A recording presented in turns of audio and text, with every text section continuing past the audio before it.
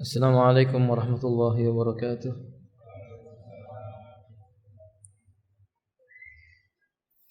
Innal hamdalillahi nahmaduhu wa nasta'inuhu wa nastaghfiruh wa natubu ilaihi wa na'udzu billahi min shururi anfusina wa sayyiati a'malina. Man yahdihillahu fala mudilla lahu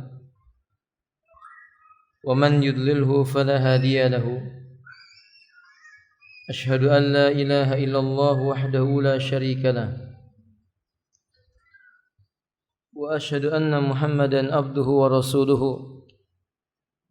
Allahumma salli ala Muhammad wa ala alihi wa ashabihi wa man tabi'ahum bi ihsan ila yaumiddin. Amma ba'd. Ikhwati a'azani Allah wa iyyakum. Kita lanjutkan membaca risalah Kitabul Ilm di Syekh Muhammad ibn Shalih al-Utsaimin rahimahullah ta'ala. Qira'atullah.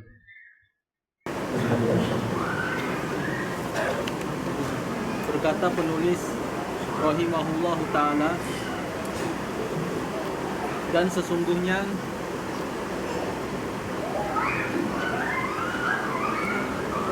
sesungguhnya sebagian orang melakukan kejahatan lain, yaitu apabila dia melihat seseorang yang ingin meminta fatwa kepada seorang yang berilmu, ia berkata kepada orang yang akan meminta fatwa itu bahwa ia tidak perlu meminta fatwa, karena ini merupakan masalah yang sudah jelas ini adalah haram, padahal kenyataannya adalah halal.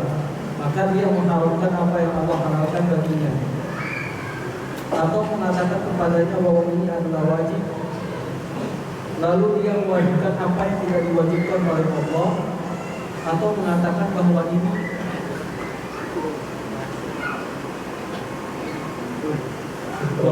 tidak wajib, padahal ini wajib menurut syariat Allah. Maka dia menggugurkan apa yang telah Allah wajibkan kepadanya, atau mengatakan bahwa ini adalah halal, padahal kenyataannya haram. Ini adalah kejahatan terhadap syariat Allah dan khianat kepada saudaranya sesama muslim, karena dia berfatwa tanpa ilmu. Bagaimana menurutmu jika seseorang bertanya tentang jalan dari suatu kota ke kota lain, lalu engkau katakan bahwa jalannya ke sini, padahal engkau tidak mengetahui? Bukankah manusia akan menganggap bahwa ini adalah tindak pengkhianatan darimu? Maka bagaimana jika engkau berbicara tentang jalan menuju surga, yaitu syariat Allah yang telah Allah turunkan, padahal engkau tidak mengetahui sedikit pun tentangnya? Ikhwati a'azani wa iyyakum, telah kita terangkan di pertemuan sebelumnya, termasuk kekeliruan dalam menuntut ilmu adalah al-ifta' bi ghairi ilmin. Berfatwa, menyampaikan sesuatu tidak atas dasar ilmu. Ikhwah, telah banyak bencana yang ditimbulkan akibat berfatwa tanpa ilmu. Ini biasanya terjadi karena sikap ketergesa-gesaan, kurang sabar di dalam mempelajari ilmu dan mengamalkan ilmu. Sesungguhnya Allah Subhanahu wa taala menyebutkan wala taqfu ma laisa laka bihi ilmun innas sam'a wal basara wal fuada kullu ulaika kana anhu mas'ula. Janganlah engkau berbicara mengatasnamakan Allah sesuatu yang kamu tidak memiliki ilmunya. Sesungguhnya pendengaran, penglihatan dan hatimu semuanya akan dimintai pertanggungjawaban di hadapan Allah Subhanahu wa taala. Fatwa tanpa ilmu itu menjerumuskan diri sendiri dan menjerumuskan orang lain. Nabi menyebutkan fa illam ta'lamu ma lam tas'alu innamas su'alu sifaul ilm. Kalau mereka tidak mengetahui, kenapa ia tidak bertanya terlebih dahulu? Karena sesungguhnya obat dari sebuah kebodohan itu adalah dengan cara bertanya. Asbabul wurud hadis ini, ketika sebagian para sahabat melakukan perjalanan, salah satu di antara mereka tertimpa batu, kemudian malamnya mimpi janabah.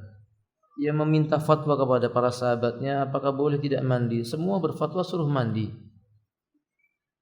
lalu ia mandi kemudian binasa atau meninggal dunia. Ini gambaran tentang bahayanya seseorang mengeluarkan fatwa tanpa ilmu. Orang yang berbicara tanpa ilmu itu terkadang mengharamkan yang halal atau menghalalkan sesuatu yang telah diharamkan oleh Allah Subhanahu wa taala. Berbeda dengan para malaikat. Mereka mengatakan la ilma lana illa ma 'allamtana. Mereka berkata, kami tidak mengetahui sebuah pengetahuan kecuali yang telah Engkau beritahukan kepada kami. Ikhwati a'adzal wa iyyakum, seseorang yang mengetahui tentang ilmu, dia wajib menyampaikan ilmunya. Yang tidak mengetahui wajib baginya menahan lisan-lisannya. Misal ditanya tentang perkara yang halal, katakan halal bila memang itu halal, dan katakan haram bila itu memang haram. Sebagian orang ada yang meminta fatwa kepada para ulama, maka orang lain berkata tidak perlu meminta fatwa karena perkara ini sudah jelas hukumnya, padahal belum jelas hukumnya bagi mereka. Mereka butuh bertanya. Allah mengatakan fas'alu ahla dzikri in kuntum la ta'lamun. Bertanyalah kamu kepada ahlu dzikr, yakni para ulama, kalau kalian tidak mengetahui. Kita katakan banyak hal yang kita tidak tahu. Bertanyalah kepada para ulama-ulama kibar. Salafun salih mengatakan al-barakatu ma'al kabir. Keberkahan itu akan diturunkan oleh Allah bersama dengan orang-orang yang sudah tua, maksudnya senior. Para ulama yang lebih senior lebih tahu insyaallah tentang jawaban sebuah permasalahan. Jadi bertanya kepada para ulama dan jangan malu tentang bertanya. Tetapi ingat, bila tidak punya ilmu jangan berfatwa tanpa ilmu. Wallahu a'lam bishawab. Lanjutkan ya akhi. Sesungguhnya sebagian dari para penuntut ilmu setengah ulama ada yang terjerumus ke dalam kesalahan yang dilakukan oleh orang awam seperti ini, yaitu bersikap berani terhadap syariat Allah dalam hal menghalalkan, mengharamkan ataupun mewajibkan. Lalu mereka berbicara tentang apa yang telah mereka ketahui. Lalu mereka berbicara tentang syariat Allah secara global atau rinci, padahal mereka adalah sebodoh-bodoh manusia tentang hukum Allah. Jika engkau mendengar seorang di antara mereka berbicara, maka seolah-olah wahyu telah turun kepada mereka tentang apa yang mereka bicarakan. Ini penting bahwa kalau kita ditanya tentang suatu perkara, yang harus kita pikirkan pertama kali adalah ini adalah bab syariat. Dan syariat itu tidak ada yang mengetahuinya kecuali sang penurun syariat yang menjadikan syariat ini ada, yaitu Allah Subhanahu wa taala. Dan tidak ada yang mengetahui kecuali sang penyampai risalah syariat ini, Rasulullah sallallahu alaihi wasallam. Nabi sallallahu alaihi wasallam menyebutkan, sayakhruju qaumun fi akhiriz zamani, akan keluar di akhir zaman nanti suatu kaum hudasaul asnani. Kata Nabi, usia mereka masih muda. Mereka ini usianya masih muda. Yatahaddatsuna an amrin la yasma'u biha wa lam yasma'u aba'ukum. Terlalu tergesa-gesa berbicara tentang suatu perkara agama yang kalian tidak pernah mendengarnya. Bahkan bapak-bapak kalian tidak pernah mendengar ucapan yang seperti itu. Yaqra'unal Qur'ana wa la yujawizu hanajirahum. Mereka pandai membaca Al-Qur'an akan tetapi tidak melewati kerongkongan mereka. Yamruquna minad din kama yamruqus sahm minar ramiyah. Mereka terlepas dari agama ini seperti lepasnya anak panah dari busur yang tidak mengenai sasarannya. Fa idza laqaitumuhum faqtuluhum inna indallahi ajrun azimun fa innahum kilabun nar. Kalau kalian bertemu dengan orang seperti ini, perangi mereka. Di sisi Allah ada pahala yang besar karena mereka inilah kilapnya neraka. Apa kilap neraka? Jamak daripada kalbun. Au kama qala alaihi salatu wasalam. Yaitu mereka berfatwa dengan tanpa ilmu. tidak melihat bagaimana orang yang pertama kali mengenal ilmu ini, yakni Rasul, dan orang yang pertama kali diajarkan oleh Rasul, yakni para sahabat. Mereka mengukur kebaikan pendapat itu yang datang darinya. Misalnya seorang lelaki yang bernama Dzul Khuwaisirah. Ketika Nabi mendapatkan harta rampasan perang, maka Nabi membagi kepada orang-orang yang baru masuk Islam dengan jumlah bagian yang lebih besar, sehingga membuat orang yang hatinya berpenyakit seperti Dzul Khuwaisirah ini datang kepada Nabi dan berkata, "I'dil ya Muhammad, wahai Muhammad, bersikap adillah engkau." Ia menyangka bahwa adil itu mesti dibagi sama. Kata Rasulullah, seandainya aku tidak adil, siapa yang lebih adil dibandingkan diriku? Nabi katakan, saya khruju min di hadzal rajul qaumun yaqra'una al-Qur'an wa la yujawizu hanajirahum. Kelak akan keluar dari sulbi orang ini. Ketika orang ini sudah mengatakan i'dil hai Muhammad, dia pergi meninggalkan Nabi. Artinya dia menuduh Nabi tidak faham tentang keadilan. Dia menganggap Nabi tidak mengamalkan ayat Allah. Ini jelas kebatilan. Padahal ayat itu diturunkan kepada Nabi. Wahyu diturunkan melalui malaikat Jibril kepada Nabi. Paling tahu tentang agama ini Nabi. Sebelum manusia mengamalkan isi agama ini, Nabi telah mengamalkannya. Ia katakan, adil hai Muhammad. Ia tuduh Nabi tidak adil. Kata Nabi, akan keluar dari sulbi orang ini nanti suatu kaum yang membaca Al-Quran tapi tidak melewat rombongannya. Ini akibat ini. Menganggap bahwa apa yang menjadi pendapatnya lah yang benar. Dia tidak merujuk kepada Nabi dan para sahabat. Ikhwati a'azani wa iyyakum. Rasulullah juga menyebutkan, saya khurjun naru. Fi riwayah dia menyebutkan, yakni amama qiyamis sa'ah, di hadapan hari kiamat itu saya khurjun naru. Tahsurun nasu ilal maghribi minal masyriqi ilal maghribi. Akan muncul satu zaman di akhir ketika menjelang kiamat, api berkobar dari arah timur menggiring manusia menuju ke arah barat. Ketika itu para sahabat berkata, "Madza ta'muruna ya Rasulullah?" Jika kami menjumpai masa seperti itu, apa nasihat engkau kepadaku? Apa jawab Nabi? Alaikum bisunnati. Wa fi riwayah irji ila amrikumul awwal. Beliau katakan, pegangi tata caraku dalam beragama, sunnahku. Dalam riwayat yang lain dia mengatakan, kembalikan urusan agamamu kepada perkara yang pertama kali agama ini turun. Jadi kita tidak diperbolehkan memahami agama menurut apa? Akal kita sendiri. Kembalikan pemahaman agama ini kepada pertama-tama agama itu turun. Imam Malik menyebutkan, la yasluhu hadhil ummah. Umat ini tidak akan bisa menjadi baik kecuali dengan sesuatu yang membuat umat di masa dulu menjadi baik. Apa yang membuat para sahabat jaya, apa yang membuat para tabi'in, tabi'ut tabi'in menjadi generasi yang mulia, itulah yang bisa membuat kita pada hari ini menjadi mulia. Maka barang siapa menginginkan kemuliaan dalam agama, kembali kepada mereka. Barang siapa ingin mendapatkan sebuah jawaban dari sebuah permasalahan dari yang dihadapi, maka kembali seperti mereka dahulu, kembali dalam menjawab sebuah permasalahan. Bila kita menjumpai orang-orang yang suka menjawab dengan akal mereka, dengan perasaan mereka, fakhdaruhum ikhwati. Tinggalkan mereka, jauhi mereka, iyyakum wa iyyahum, hati-hati, tinggalkan mereka. Letakkan tangan kita di telinga-telinga kita. Pejamkan mata kita, tinggalkan sambil memohon keselamatan dari Allah Subhanahu wa ta'ala. Ini zaman fitnah. Zaman orang gampang mengucapkan fatwa atau menyampaikan fatwa, dan kadang fatwanya tidak ada pendahulunya.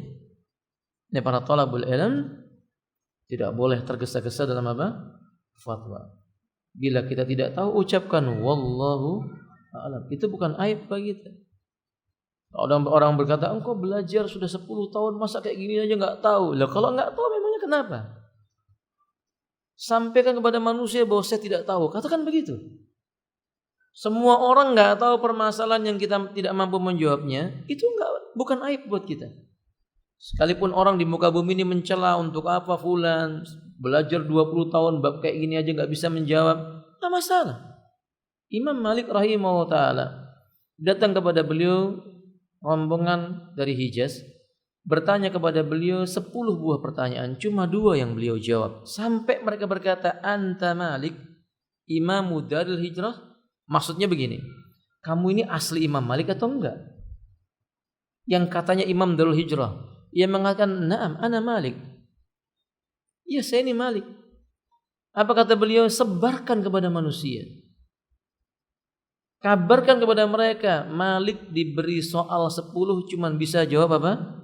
2. Artinya bukan harusnya, enggak harus malu. Kita enggak bisa jawab, ya harus malu. Fahim tuh? Tapi ini tambahan. Kalau antum sedang berada di dalam dunia pendidikan, dapat ujian, ya antum harus jawab. Jangan antum berkata, ya benar, wallahu alam benar. Tapi terus kemudian enggak perlu malu Ustaz kalau enggak bisa. Ini karena sebab antum malas kalau begitu halnya. Jadi ikhwati ya harus berusaha menjawab sebatas yang kita tahu. Kalau memang enggak tahu baru ucapkan apa?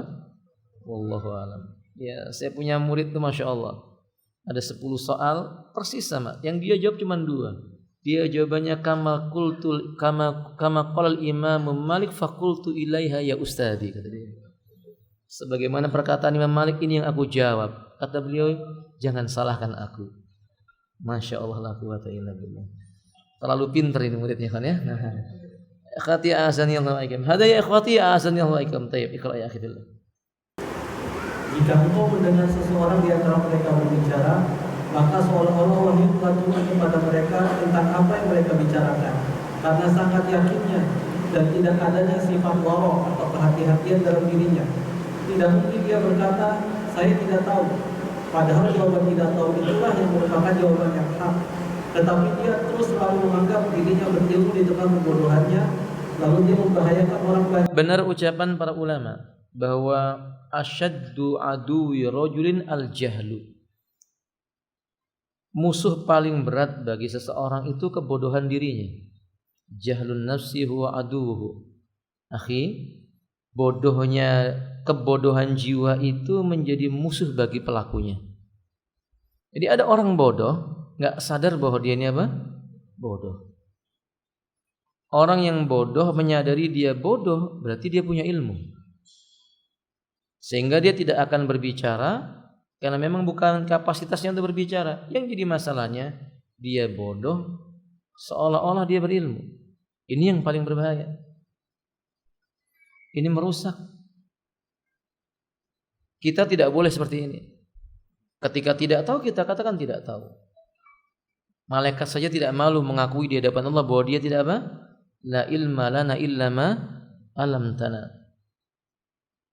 Tidak ada ilmu yang kami miliki kecuali apa yang kamu ajarkan kepada kami. Ya, karena enggak tahu ya bilang enggak tahu. Rasulullah aja enggak malu berkata tidak tahu. Ketika Jibril bertanya kepada beliau, "Akhbirni anis saati." Beritakan kepadaku tentang kapan kiamat datang. Apa jawab Nabi? "Mal mas'ulu anha bi'a'lam minas sa'il." Yang ditanya ini tidak lebih tahu dibandingkan dengan yang bertanya. Maksudnya aku enggak tahu. Engkau aja enggak tahu, apalagi aku enggak tahu. Begitu maksudnya. Dan Nabi tidak mengatakan, Nabi tidak malu mengucapkan hal itu ya ikhwati azna wa iyyakum. Abu Bakar As-Siddiq radhiyallahu taala. Demikian pula Umar bin Khattab. Umar terutama dalam hadis Jibril ketika ditanya, "Ya Umaru atadri manis sa'ilu?" Umar, tahukah kamu tadi siapa yang bertanya kepadaku? Qala Allahu wa rasuluhu a'lam. Sahabat Umar mengatakan, Allah dan Rasulnya tentu lebih tahu. Lalu Nabi mengatakan, innahu Jibril atakum yu'allimakum amra dinikum. Oh kama qala alaihi salatu wassalam. Itu tadi malaikat Jibril datang menjumpai kamu, mengajarkan kepadamu tentang urusan agama. Umar mengatakan tidak tahu. Wallahu a'lam. Allah wa rasuluhu a'lam. Tidak tahu. Ikhwati a'azani wa iyyakum. Begitu pula Abu Musa al-Asy'ari. Ditanya tentang suatu hukum, kata beliau, ma adri. Halummu ila Abi Abdurrahman fanas'alu bima la na'lamu an hadihi. Ditanya tentang suatu urusan, dia mengatakan, saya nggak tahu ini jawabannya. Ini ulamanya sahabat ya kawan. Abu Musa al-Asy'ari termasuk ulamanya para sahabat. Ia berkata kepada yang bertanya itu, ayo mari kita bareng-bareng jumpai Abu Abdurrahman. Kita nanya sesuatu yang kita nggak tahu. Nggak malu beliau. Tidak malu untuk mengatakan saya tidak tahu. Seandainya ada orang berkata, anta Abu Musa, ahadu min ashabi Muhammadin, kaifa anta la ta'lamu bima sa'altu? Enggak mungkin orang berkata, kamu ini kan Abu Musa, sahabatnya Nabi, masa enggak tahu jawabannya tentang masalah ini? Ya, kalau memang enggak tahu, para sahabat akan mengatakan tidak tahu. Hasan al-Basri mengatakan, halaka man jahila an syai'in fa ka'anna muta'allimun. Celaka orang-orang yang merasa, orang yang mengetahui dia tidak tahu, tapi dia paksa-paksakan untuk bisa dia paksa-paksakan untuk mengatakan sesuatu yang dia enggak tahu, seolah-olah dia orang alim. Celaka orang kayak begini. Ya kita ini ikhwati a'azan wa'alaikum, kalau jahil jangan mendudukkan diri kita sebagai ahli fatwa. Ini zaman fitnah. Zaman di mana ulama enggak berfatwa tentang hal itu. Orang-orang yang bukan ulama berfatwa tentang hal itu. Allahul musta'an. Ya kayak yang tadi itu ketika ditanya, udah enggak usah tanya sama para ulama yang itu. Kalau ulama yang itu yang kamu tanya, itu ulama haid dan nifas. Kan sekarang musimnya begitu toh? Apa hukumnya ini? Oh jangan nanya sama ulama yang ini. Ulama yang ini enggak paham fikul waqi'. Yang ngomong itu lebih enggak paham lagi tentang fikul waqi'. Harusnya dia bertanya kepada seorang yang alim. Karena orang yang alim menguasai tentang ilmu fiqh, tentang usulnya, tentang qawaid-qawaidnya, dia akan memberikan jawaban sesuai dengan qawaid dan ilmu yang dia miliki. Hati-hati ya, ucapan dia mengatakan tadi itu seolah-olah dia ini wahyu turun kepada dia. Maksudnya semua soal ada apa? Jawaban yang dia mampu jawab. Makanya biasanya model begini jawabannya bagaimana ya kawan? Menurut hemat saya. Nah ini hati-hati nih. Katanya, gimana hukumnya begini? Menurut pendapat saya. Siapa Anda berkata menurut pendapat saya? Anta Malikun? Atau anta Abu Hanifah? Atau anta Safiyun? Atau Ahmad ibn Hanbal? Atau Sufyan ibn Uyainah? Atau Sawri? Hal anta ahadu min ashabi Muhammadin? Kalla summa kalla. Apakah kita ini termasuk ulama seperti Imam Syafi'i, Imam Malik, Abu Hanifah, Ahmad, Sufyan as-Sawri, Sufyan? Bukan, kita bukan mereka sama sekali. Jadi tidak perlu malu kalau menjawab kita enggak tahu dengan kata-kata apa? Wallahu a'lam ma adri. Saya enggak tahu, benar-benar saya enggak tahu. Saya bodoh tentang masalah ini. Tidak ada masalah. Karena ikhwati, menjawab tidak tahu dapat pahala. Menjawab tahu, seandainya itu benar pun ikhwan. Orang bertanya kepada kita. Kita menjawab, seandainya jawaban kita itu benar pun ikhwan billah, a'azanillahu wa iyyakum. Tapi bukan karena kehati-hatian, itu menandakan kita sengaja menjerumuskan dalam api neraka. Apalagi sudah sembrono, enggak benar jawabannya. Akhi billah, a'azanillahu wa iyyakum. Imam Ibnu Taimiyah mengatakan begini, man fassaral Qur'ana bi aqlihi wa in kana yaran nasu hasanan aw khairan, barang siapa menafsirkan satu ayat Al-Qur'an saja dengan akal, terasa indah dan bagus bagi manusia tentang tafsirnya itu, fahuwa batil. Walaupun kelihatan bagus, itu hukumnya tetap apa? Batil. Lihat ini ikhwan. Kenapa begitu? Li'annal Qur'an awil ayat la yufassiru ilal ayatin ukhra. Quran enggak bisa ditafsirkan kecuali dengan ayat yang lainnya. Au bima ja'anin Nabi sallallahu alaihi wasallam, atau yang datang dari Nabi, itu hadis. Au ma fa'ala ashabu Muhammadin, atau dengan perbuatannya para sahabat Nabi sallallahu alaihi wasallam. Summa bil arabiyyah, kemudian baru pakai bahasa Arab. Ya, bayangkan kalau orang cuma sekadar menafsirkan menggunakan apa? Ayat, apalagi menggunakan terjemahnya toh, ya sesat. Wallahu a'lam. Iqra ya akhi. Karena percaya dan tertipu dengan omongannya. Yang lebih celaka lagi, mereka tidak hanya menisbatkan omongannya kepada diri mereka sendiri, tapi kau lihat mereka menisbatkan omongan mereka kepada Islam. Mereka berkata, Islam mengatakan begini, Islam mengatakan begitu. Hal ini tentu saja tidak boleh, kecuali dalam hal yang dia ketahui bahwa hal tersebut memang termasuk ajaran agama Allah, dan tidak ada jalan menuju hal itu kecuali dengan mengetahui kitab Allah dan sunnah Rasulnya Sallallahu Alaihi Wasallam, atau ijma kaum muslimin tentang hal itu. Nah, jika seseorang mengatakan ini pendapat saya, Islam berlepas diri dari pendapat saya, perkaranya ringan. Jadi kalau dia mengatakan agama kita mengajarkan begini, ternyata bukan datang dari ajaran agama. Ya mungkin sebagian orang ditanya tentang suatu hukum kemudian dia berfatwa, misalnya bab kopi. Hukum minum kopi. Oh, orang yang minum kopi malaikat bersolawat kepadanya. Wah, bahaya ini kamu. Perlu tanya dalilnya mana?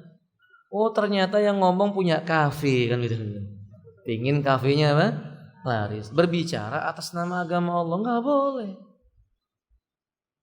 Enggak boleh kafillah asal wa iyyakum. Kalau dia berkata apa hukumnya minum kopi mubah, ya sudah mubah. Karena memang hukum asalnya makanan itu apa ya kawan? Selesai.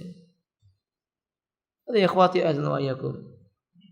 Sebagian orang berfatwa menisbahkan kepada agama Islam.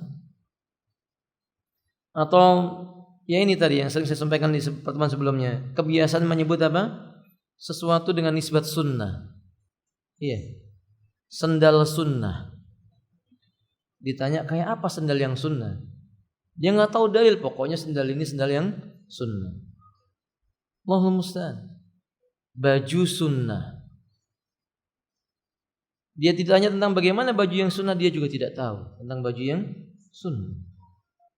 Kemarin saya sebutkan apa? Touring sunnah. Touring kok sunnah itu kan? Seperti ini. Perumahan sunnah. Warung sunnah. La haula wala quwwata illa billah. Hati-hati. Karena ini mengatasnamakan siapa? Nabi sallallahu alaihi wasallam. Man kadzdzaba alayya muta'ammidan falyatabawa maq'adahu minan nar. Kata Nabi, barang siapa berkata dusta mengatasnamakan diriku dengan sengaja, maka dipersilakan dia masuk ke dalam api neraka. Dia telah mempersiapkan dirinya ke dalam api neraka. Na'udzubillah min dzalik. Iqra ya. Sesungguhnya sebagian orang karena kelancangannya, ketidakhati-hatiannya, dan karena tidak adanya rasa malu dan tidak juga takut kepada Allah, mereka sering mengatakan tentang sesuatu yang diharamkan yang jelas-jelas keharamannya, saya tidak menduga bahwa ini adalah haram. Atau tentang sesuatu yang wajib, yang nyata kewajibannya, lalu dia berkata, saya tidak menyangka bahwa ini adalah wajib, baik karena dia bodoh, atau karena menentang, atau karena takabur, atau dalam rangka menanamkan keraguan kepada manusia tentang agama Allah. Iya, tentang hukum jilbab misalnya, wajib, la syakka wala raiba. Dalil Quran, dalil sunnah, ijma' para sahabat, kaum muslimin meyakini jilbab hukumnya apa? Wajib. Tapi muncul sebagian orang mengatakan, ya saya kira jilbab yang dimaksud Islam bukan seperti ini. Jilbab itu kembali ke masing-masingnya. Maka kalau orang Jawa kemben, kalau orang Amerika bikini. Nanti kalau orang di Irian Jaya mungkin pakai apa namanya? Dan semisalnya. Ya kawan, ya jilbab dikembalikan kepada makna syariat. Pakaian yang menutupi seluruh tubuh wanita itu, bahkan sebagian para ulama tidak kecuali mata sebelah kiri. Sebagian lagi berpendapat kecuali wajah dan telapak tangan. Tentang mempelajari ilmu agama, tidak ragu lagi hukumnya wajib. Tapi ada yang mengatakan, saya kira yang wajib dituntut itulah semua ilmu, bukan hanya ilmu agama. Kalimat ini benar, semua ilmu wajib dituntut. Tapi dengan dia mengatakan saya kira bukan hanya ilmu agama yang wajib dituntut, seolah-olah mengecilkan ilmu agama. Padahal ilmu agama fardu ain, ilmu yang lainnya apa ya kawan? Fardu alal kifayah, fardu kifayah. Faham tuh? Hati-hati dengan orang-orang seperti ini. Biasanya dari golongan-golongan liberalisme yang suka menyamarkan perkataan. Fakhdharuhum ya ikhwah, hati-hati dengan mereka dan tinggalkan mereka. Allahu a'lam bishawab. Sampai di sini materinya. Ada soal.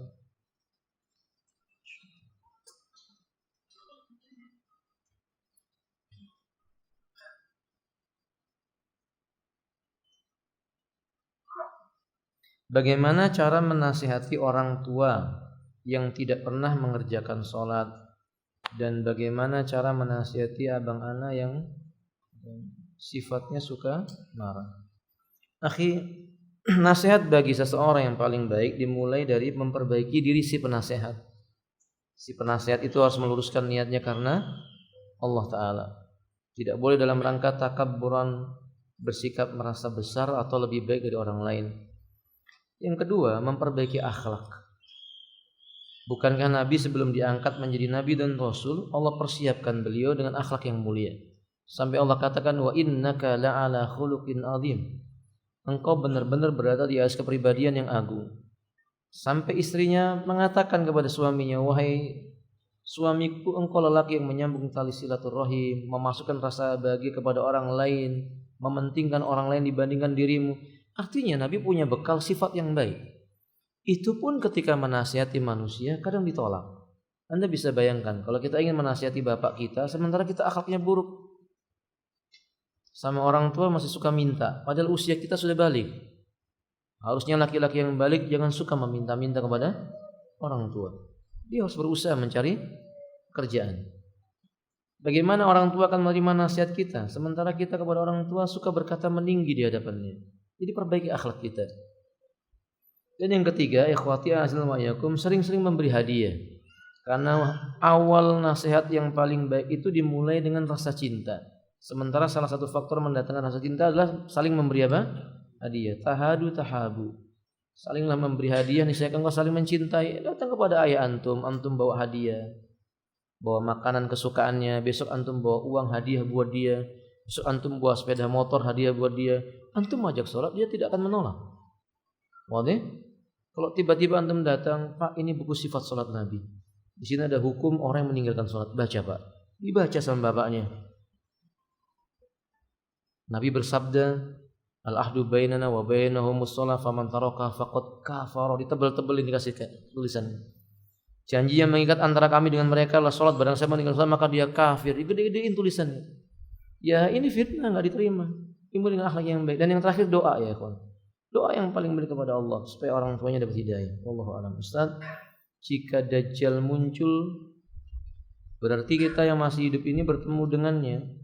Bagaimana yang sudah mati duluan? Berarti mereka selamat semua dari Dajjal ya Ustaz. Mohon penjelasannya. Kita berlindung kepada Allah dari bertemu Dajjal. Karena ini fitnah yang besar. Makanya membaca doa di akhir salat sebelum salam. Allahumma inni a'udzubika min adzabi Jahannam wa min adabil wa min fitnatil mahya wal mamat wa min syarri fitnatil masih ad-dajjal. Jangan malah kepingin ketemu Dajjal. Jangan, ini fitnah yang besar, hindari. Kalau pertanyaannya apakah orang mati enggak ketemu Dajjal lagi? Ya enggak, sudah mati. Loh kan katanya Dajjal bisa menghidupkan orang mati. Maksudnya kisah tentang seorang pemuda muslim yang bertemu dengan Dajjal lalu diminta untuk menyembah Dajjal, dia tidak mau. Karena dia melihat di dahinya Dajjal tertulis kalimat kafa dan apa? Orang mukmin yang bisa membacanya.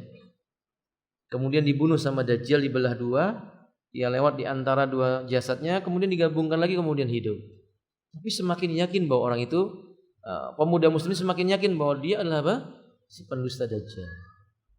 Jadi bukan maksudnya orang-orang mati dihidupkan semua, bukan. Tidak demikian ya alhamdulillah. Orang mati dihidupkan nanti pada saat hari kiamat. Idza zulzilatil ardu wa akhrajatil ardu, yakni orang mati dihidupkan dari bumi. Wallahu a'lam bishawab. Ini saya enggak bisa lihat tulisannya.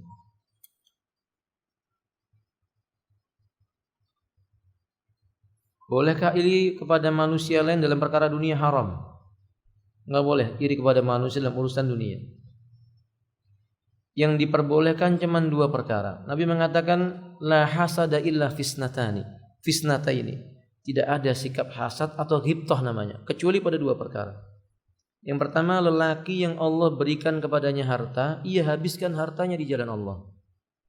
Antum boleh iri dengan orang kaya yang hartanya digunakan untuk berjuang di jalan, supaya antum kepingin bisa seperti itu. Maksudnya ghibthah dalam bahasa Islamnya. Yang kedua, lelaki yang Allah berikan kepadanya ilmu. Dengan ilmu itu dia memutuskan mana halal mana haram. Dia mengetahui mana yang dia ambil dan mana yang tidak, karena dia tahu mana yang wajib dan mana yang mubah atau makruh atau haram. Selain daripada itu tidak perlu. Orang punya harta yang banyak, kita katakan dzalika fadlullah yu'tihi may yasha. Itu karunia Allah. Allah berikan kepada siapa yang Allah kehendaki. Khalas. Karena harta yang dimiliki oleh seseorang enggak akan membela dirinya di yaumil qiyamah kecuali yang dibelanjakan di jalan Allah Subhanahu wa taala. Wallahu a'lam bishawab.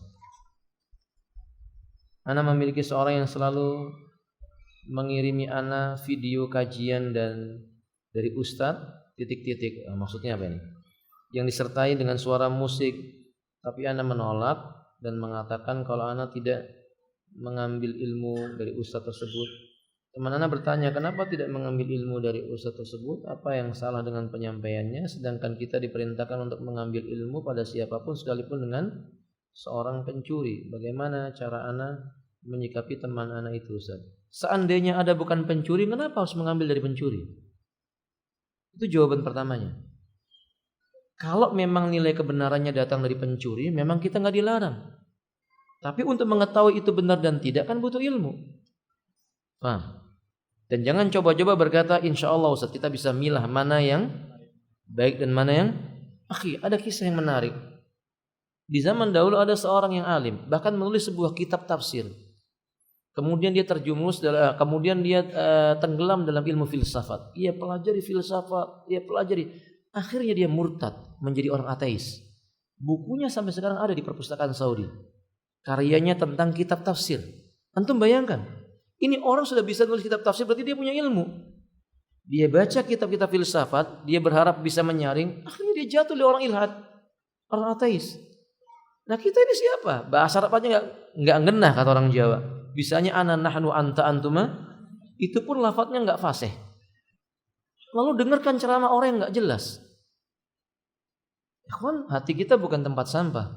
Semua dimasukkan nanti dipilih mana yang baik dan mana yang bukan. Hati itu kalau udah masuk fitnah susah keluarnya. Ini hati-hati. Apalagi kalau misalnya ceramahnya diiringi dengan apa? Suara-suara musik. Ikhwan buang waktu. Telinga kita diminta pertanggungjawaban tidak? Inna sam'a wal basara wal fu'ada kullu ulaika kana anhu mas'ula wallahu a'lam bishawab. Ustaz, cara ingin bertanya mana yang lebih baik? Ana ingin bertanya mana yang lebih baik, menunggu buka puasa karena apa ini? Saat itu buka bersama di masjid atau salat tahiyatul masjid dulu? Ya kalau antum sudah tahu belum waktunya berbuka, datang ke masjid ya salat tahiyatul masjid, doa yang banyak.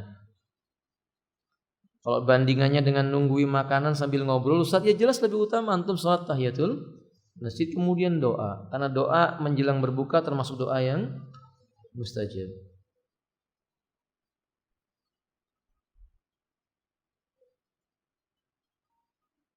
Apakah berdosa kita bersalaman dengan lain mahram dalam keadaan terpaksa? Sebentar, terpaksanya gimana? Antum diancam bunuh. Antum kalau nggak salaman saya sembelih. Kalau itu antum boleh salaman. Atau antum diancam harta antum akan dirampas. Kalau itu iya. Tapi kalau terpaksa dalam artian karena teman kerja Ustaz, atasan nggak enak, itu bukan terpaksa. Itu ditipu oleh syaitan. Karena engkau menyangka si pemberi rezeki adalah manusia. Padahal si pemberi rezeki itu siapa? Allah Subhanahu wa taala. Engkau tidak berjabat tangan dengan atasanmu, kemudian engkau dikeluarkan dari perusahaannya, engkau bisa mencari perusahaan yang lain karena yang memberi rezekimu Allah Subhanahu wa taala. Tidak pantas manusia takut kepada manusia yang lainnya hanya karena sebab urusan apa? Dunia. Oke? Jadi lihat kalau memang terpaksa, benar-benar terpaksa, saudaraku seperti tadi yang disebutkan, dia nggak berdosa, kayak diancam tadi itu. Tapi antum jangan setelah itu, alhamdulillah terpaksa gitu ya. Ya tidak demikian ya kan. Tapi hendaklah beristighfar. Bagaimana hukumnya memelihara burung? Boleh, nggak apa-apa. Antum berikan haknya. Lalu sahabat Nabi ada yang bernama Abu Umair memelihara apa? Burung. Memelihara burung. Maka ditanya oleh Nabi, ya Umair, madza fa'alan Nugair? Umair, apa yang dilakukan oleh si burung Nugair? Berarti si Umair itu memelihara burung. Nah, di antara salah satu hikmah Allah menciptakan burung untuk dinikmati suaranya, dilihat keindahannya, tapi diberikan haknya. Antum kurung tidak antum kasih betina, zalim antum. Paham? Kasih betinanya lah. Jadi kalau melihara ya sepasang begitu. Kalau sudah antum pelihara 1 tahun diterbangkan, dia kan butuh bebas. Masa antum mau dimasukkan dalam tempat yang kecil? Nggak mungkin. Sebagaimana kita punya fitrah gorizah, maka lepaskan burung itu. Antum sudah menikmati 1 tahun diterbangkan, cari yang lain lagi. Paham tuh? Nah, ikut perlombaan perlombaan suara burung, buang-buang harta. Buang-buang harta ya. Enggak perlu itu, enggak perlu. Antum ini mau lomba atau mau nikmati suaranya? Kalau antum mau berlomba itu bayar, itu buang-buang harta ya kawan. Ditanya sama Allah nanti antum. Jangan, enggak boleh, hukumnya haram.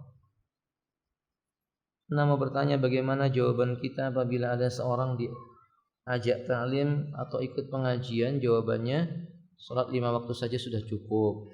Ya berarti beliau jahil. Antum yang sabar. Besok diajak lagi. Tidak perlu ikut pengajian, tidak lagi pengajian lagi. Kalau seperti jawabannya begini, antum ajak lagi. Hari itu mungkin hatinya sedang tidak bisa menerima nasihat, ya besok diajak lagi. Dianggap karena tidak tahu, dimaklumi, ya. Terakhir, alhamdulillah. Apakah seorang anak bisa memberikan syafaat kepada orang tuanya yang akidah dan manhajnya menyimpang? Selama tidak kafir, selama tidak menyekutukan Allah, selama dia tidak keluar dari millahnya Nabi Ibrahim, tidak millahnya Nabi Muhammad SAW, kelak dia akan pulang ke surga. Bisa jadi yang memberi syafaatnya adalah anaknya, bisa jadi yang memberi syafaatnya adalah Al-Quran yang dia baca, bisa jadi yang memberi syafaat adalah amal solehnya, bisa jadi yang memberi syafaatnya adalah Rasulullah SAW. Tapi kalau dia ini menyimpang akidahnya sampai keluar dari Islam, kafir maksudnya, tidak mungkin Allah mengizinkan Nabi memberi syafaat kepada orang seperti itu. Man dzalladzi yashfa'u indahu illa bi'idzni, kata Allah. Wallahu a'lam bishawab. Subhanakallahumma bihamdik, asyhadu an la ilaha illa anta, astaghfiruka wa atubu ilaik. Assalamualaikum warahmatullahi wabarakatuh.